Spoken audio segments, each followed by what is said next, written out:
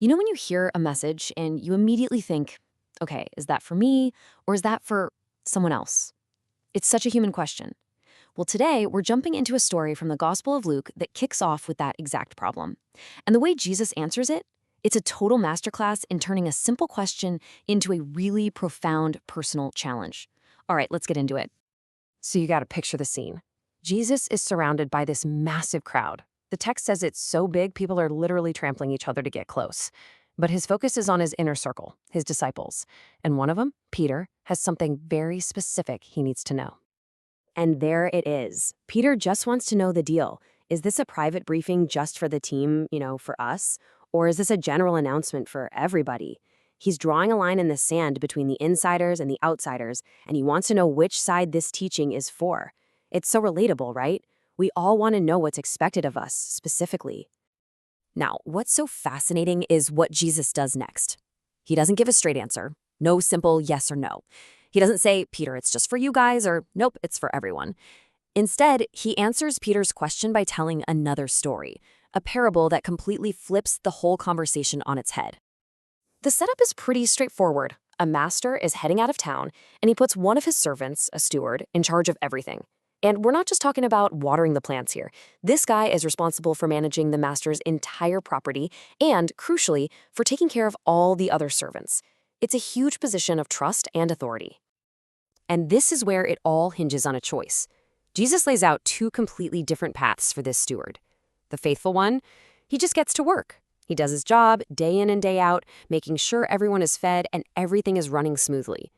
But the unfaithful steward, he sees the boss's absence as his big chance. He starts abusing his power, mistreating others, and just partying like there's no tomorrow, thinking, the master's not coming back anytime soon. But here's the thing. The master's absence isn't gonna last forever. A day of reckoning is absolutely coming. And the parable makes it crystal clear that this moment of truth is gonna show up when nobody sees it coming. There's no time to prep for a last-minute performance review. This detail is so important. The sudden return of the master isn't just dramatic. It reveals the steward's true character. There's no time to clean up the mess, sober up, or even pretend you've been doing a good job. The unannounced arrival just strips away all the masks. And the consequences for that unfaithful steward, wow, they are incredibly severe. This isn't just getting fired or getting a slap on the wrist. The language is shocking, it's final. It shows that neglecting your responsibility, failing at stewardship, is seen as this profound act of betrayal.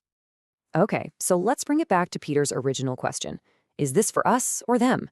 Jesus never actually answers him directly. Instead, he holds up this story like a mirror.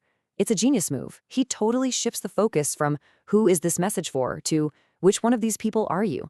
He leaves it to Peter and to every single one of us to look in that mirror and decide who we see looking back. Now, after telling this story, Jesus then pulls out this universal principle about accountability. This is really the core logic behind the whole parable, and it gets right to the heart of what it means to be trusted with, well, anything. So here's the bottom line. With great privilege comes great responsibility. It's that simple. The more you've been given, whether that's knowledge or resources or influence, the higher the expectation is for how you handle it. It's a principle of proportional accountability. And this part is just brilliant because it adds this layer of nuance. Jesus makes a clear distinction here. He says that knowing the right thing to do and then choosing not to do it is way more serious than messing up because you didn't know any better. Awareness raises the stakes. For people who know the master's will, like Peter and the other disciples, the responsibility is that much greater. At its core, this entire parable is about this one big idea, stewardship. And what is that really? It's simply recognizing that the things we have in our lives aren't actually ours to own. They're on loan. Our time, our talents, our money, all of it is entrusted to us to be managed with care and with gratitude. Not like we're the owners, but like we're the caretakers. So, the big question is, how does this ancient story actually connect with our lives today? Let's do a quick inventory of the kinds of household resources that you and I have been given to manage right now. When you really stop and think about it, the list gets pretty long, doesn't it? We're all stewards of our time, of our unique skills and talents, and of our financial resources. But it's also about the knowledge we have, the influence we have in our relationships, and for believers, It's about the responsibility of carrying the gospel message itself. These are the assets we're managing every single day.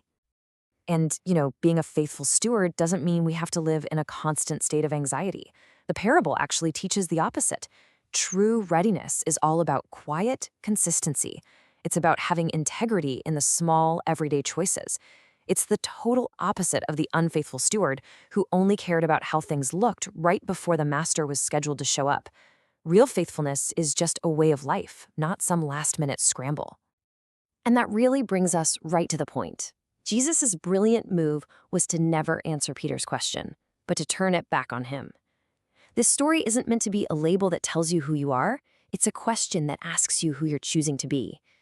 It forces us to look at how we're managing everything that's been put in our care and ask ourselves, which steward am I being right here, right now?